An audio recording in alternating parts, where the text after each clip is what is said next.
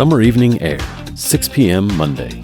A group of 40 miners are silently sitting on the floor in front of their mine's entrance, waiting for the shuttle transport to take them home.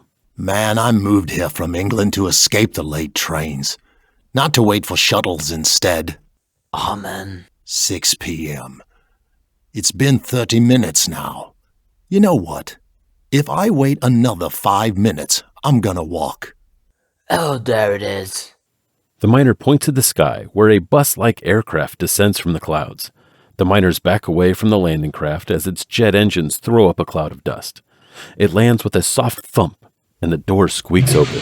The miners flood to the aircraft. They quickly fill into the bus and take a seat. Finally, I'm so tired.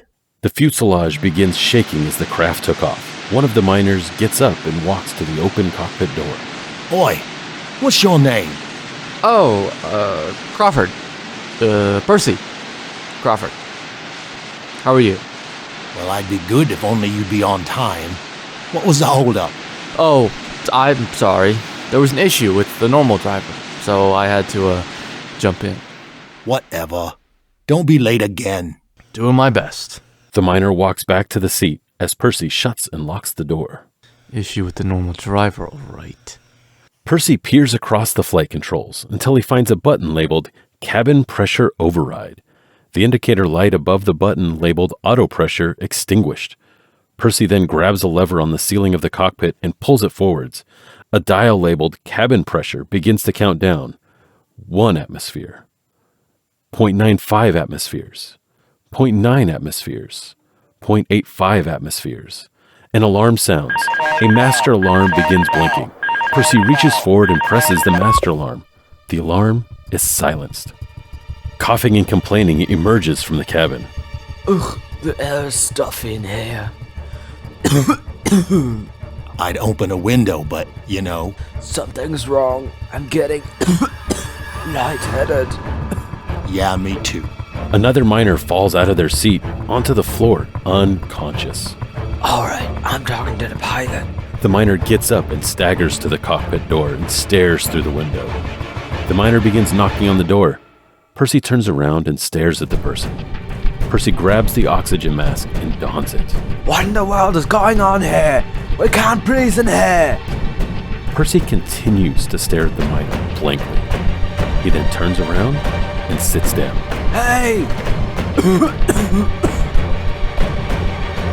Hey!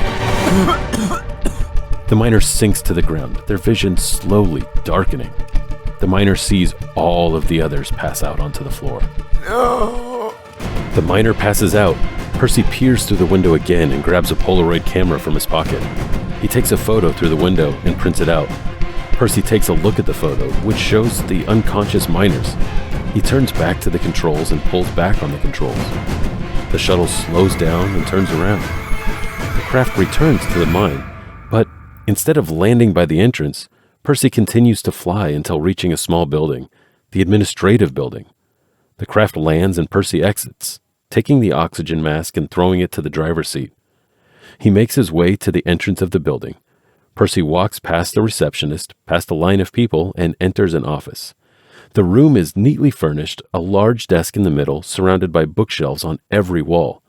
Behind the desk, an older person sitting in a desk chair smoking a cigar.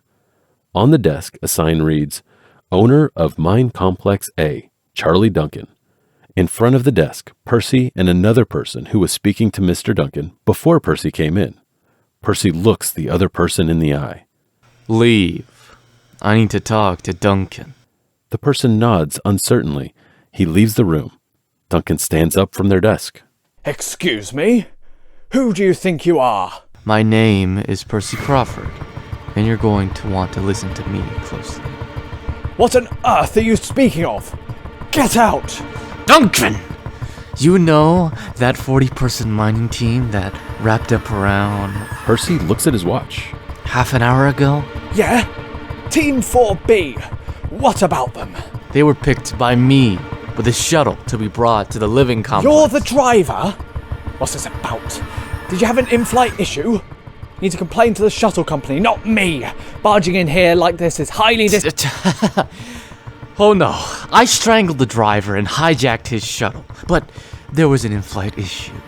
What? I filled the cabin with a gaseous neurotoxin. Everyone in that shuttle will die if they don't get the antidote, which I have on my person. Percy reaches into his pocket and pulls out the Polaroid image of the miners and hands it to Duncan. Oh my God. What are your demands? Straight to business. I like that. I want all of the raw copper currently in your storage facility. You want raw copper? Precisely. That's it? Yes. Well, of course. Just tell the guards the following passcode. Duncan opens a drawer under his desk and pulls out a sheet of paper. 637213. Thank you. You're a good business person. How about the antidote? Duncan reaches out his hand as Percy once again reaches into his pocket and pulls out a small glass vial filled with a clear liquid. Percy holds it in his fist and hovers above Duncan's hand. Give it here. Percy clenches his gloved fist and the vial shatters, the liquid flowing into Duncan's hand. Duncan attempts to pull his hand away, but Percy grabs Duncan's wrist with his other hand, whilst opening the fist with the shattered glass and shakes Duncan's hand with it, the glass cutting into Duncan's hand. Blood runs down their arm. Percy lets Duncan's hand go, and they fall to the floor in pain. Percy walks behind Duncan's desk and squats down beside him. That there liquid in that vial was sulfuric acid. But what about the neurotoxin? There never was a neurotoxin. I simply decompressed the cabin, sucked all the air out. Those miners were dead in moments. Why? You wanna know why? I'll tell you why.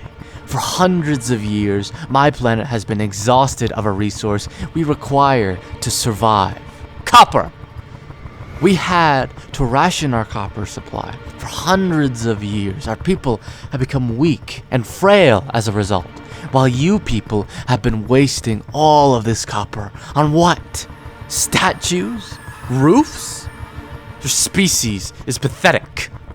What? Who are you? My name is Tarros. Percy stands up and exits the office, shutting the door behind him. His eyes meet all of those people still waiting in line. Oh, I'm sorry. Duncan can't take any more visitors. Things got out of hand in there. Percy leaves the building and re-enters the shuttle. He takes off and opens the main door, dumping all the bodies out before flying to the storage facility and entering the gates. Percy quickly speaks to the guards before entering and using the loading conveyor belt to fill the passenger cabin with copper. When he is done, he takes off and begins exiting the atmosphere. Once the craft has entered outer space, Percy uses the RCS thrusters to aim his craft towards deep space and throttles up the craft.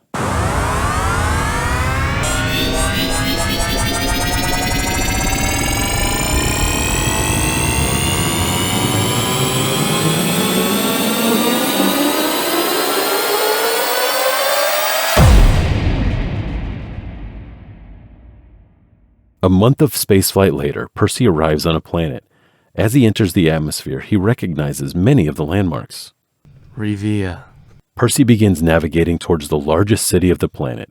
It's nighttime and a flood of lights appears on the horizon. One of the lights in the cluster stood brighter above the others. The presidential palace. Percy steers the shuttle to the palace and lands in front of it. A guard holding a handheld, spear-like weapon in their hand approaches the shuttle as Percy opens the door.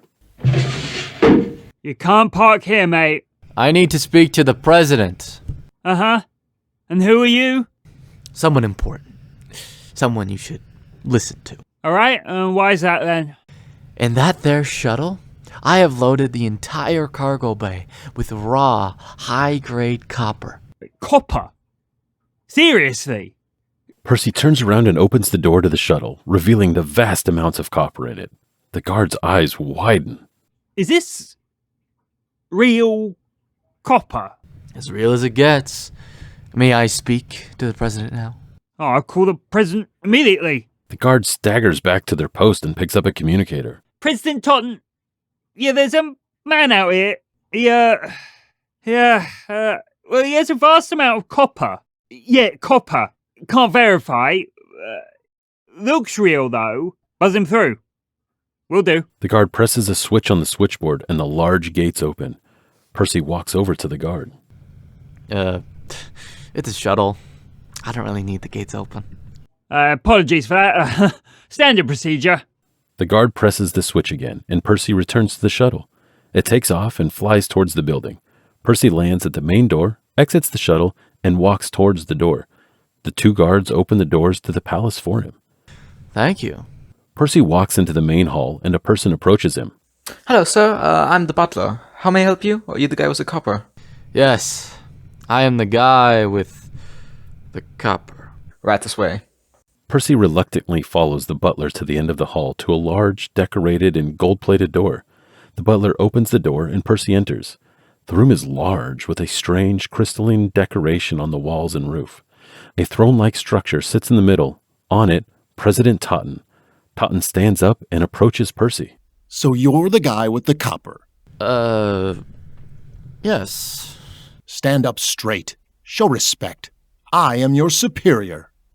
Honestly, I have something you want. Desperately need, actually. I think I have more power here. I will not tolerate such disrespect. You want me to leave? I can dump the copper into outer space. Oh, all right then. What do you want for the copper? Or are you here to gift the copper to this... I want a high-ranking job in your government. Maybe a minister. A job in my government? Are you serious? Minister of Finance, maybe. Or Minister of Defense. Something like that.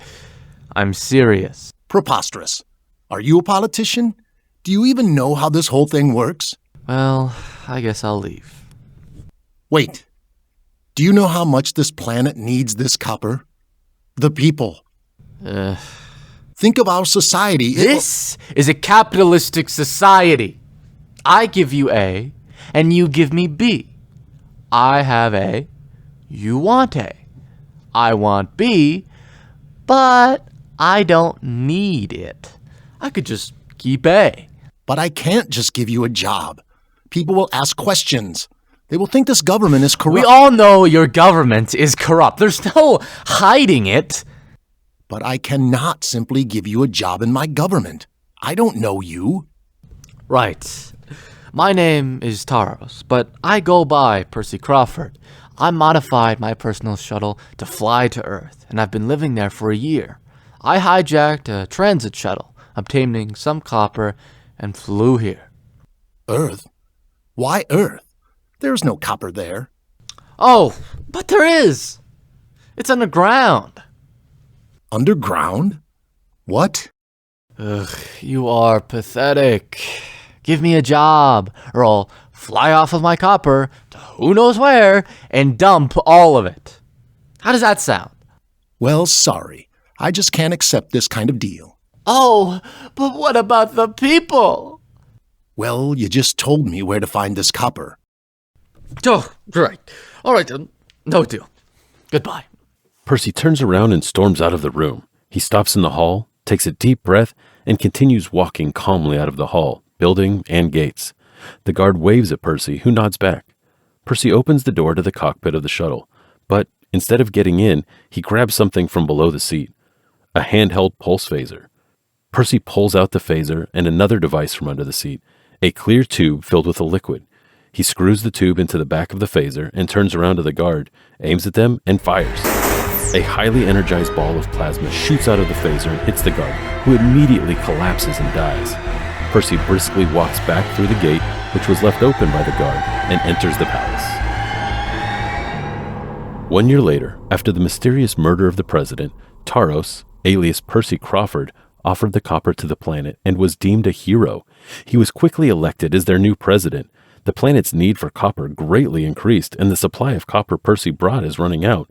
Researchers have proposed that a moon, Quanticus, may have trace amounts of copper and is closer than Earth. Percy begins an expedition with himself at the helm. They bring along a team of journalists to broadcast Percy's success. The Revians take 2 ships, a transport ship and a mining ship. The transport ship would be able to carry 5 years' worth of copper back to planet Rivia. As the 2 ships land on Quanticus, the crew notices the moon is inhabited. Percy quickly meets up with the government of Quanticus. Look, folks, Our civilization requires copper to survive, and due to your moon's abundance of the material, we believe it would be fair game for us to mine it. No, I cannot accept such an action. Our cities cover 98% of this moon's surface. Even your 2 ships landing here have caused the deaths of 1,189 citizens. And now you people walk in here expecting to exploit our moon's resources and probably displacing millions of our people. I'm appalled by your request. Governor, you don't understand our situation. We need this copper. And what do you offer? We can trade resources. We can offer you currency, or... We have no need for currency or resources. We are self-sufficient. No, I don't think you'd understand. We literally cannot survive without copper. Well, I cannot accept you exploiting our resources. There must be another planet. The nearest planet, Earth, is a long distance away. President, I cannot help you anymore. Please leave. No. President, leave our moon and never come back. As long as our civilization exists here, there will be no mining. Percy exits the conference room and out of the building. He returns to the ship where a team of journalists approaches him. And how'd it go? Well, have you reported anything yet? Like back to Revia? No, so why do you ask?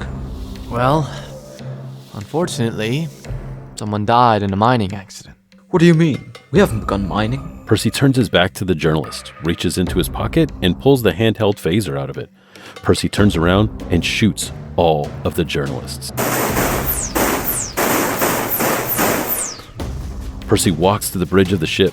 The captain of the ship, Captain Zubak, is seen viewing surveillance footage of Percy shooting the journalists. Percy sees this and draws his weapon. What is going on here? Those journalists died in a mining accident. This planet is uninhabited. What? I repeat myself.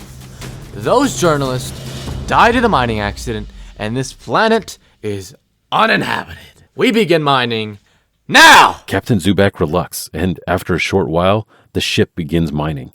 After only a week, mining is finished, the planet is destroyed, and the ships return to Revia.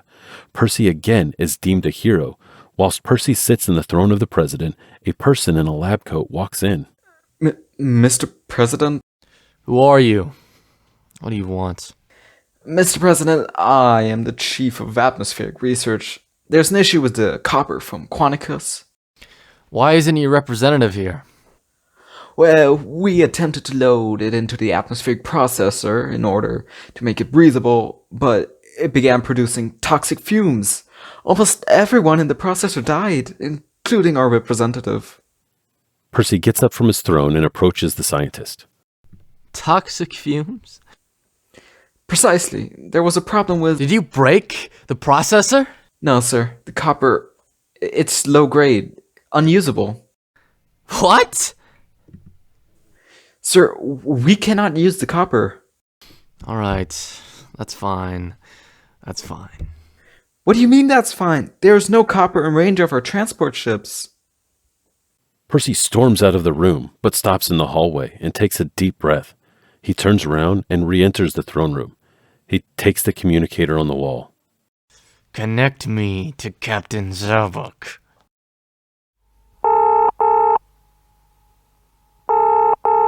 What? Mr. President? This is Captain Zubak. Captain, the copper is unstable. It's low grade or something. Oh my god. But why are you calling me? Because I want to know how fast we can get the mining and transport ships up and running. Let me check the system. Mining ship, transport ship, alright. So says here the mining ship, if we begin prep now, will be operable in 1 day. And the transport ship is operable anytime. Alright. Percy looks up from the communicator and looks around. He sees the scientist still standing confused near the door. Percy waves the scientist away, and they leave. Percy continues to speak into the communicator. Okay, how many ships do we have available? Oh, we have 5 transport vessels and 4 mining vessels. The 2 we brought to Quanticus are in maintenance. Good. What's the minimal crew complement of each vessel? What's with these questions? Are we starting another mining expedition? I was thinking about it, yes. Well, just tell the advisors. They can do all the maths and stuff. Oh, no. Just answer the question. Of course. Minimum crew complement per ship is 8. Okay. 8 times 5 transport ships plus 4 mining vessels. Oh, no. The crew could remote control the other vessels from one main vessel. So 8 in total. Oh, that's great. Well, could you please put those plans in motion? But be discreet. Discreet? Why? Just do it. You wouldn't want to lose your job, would you? Oh, of course not. I'll put out a notice for 7. 6. I'll be on board as well. Oh, okay. Where are we going anyway? Earth. Percy ends the call, walks to his desk, and takes the handheld phaser from his desk drawer. The glass tube is empty. Empty. Earth. Right. Take the Earth weapon. Percy places the phaser back into the desk drawer and pulls out a pistol he took from Earth. In addition to the pistol, he takes out a small cloth bag and opens it. Bullets fall out of it and roll across the desk. He begins picking up one bullet after another. 1, 2, 3, 4, 5, 6, 7. Percy loads the 7 rounds into the pistol's magazine and sticks it into his pocket. He gets up and walks out the door.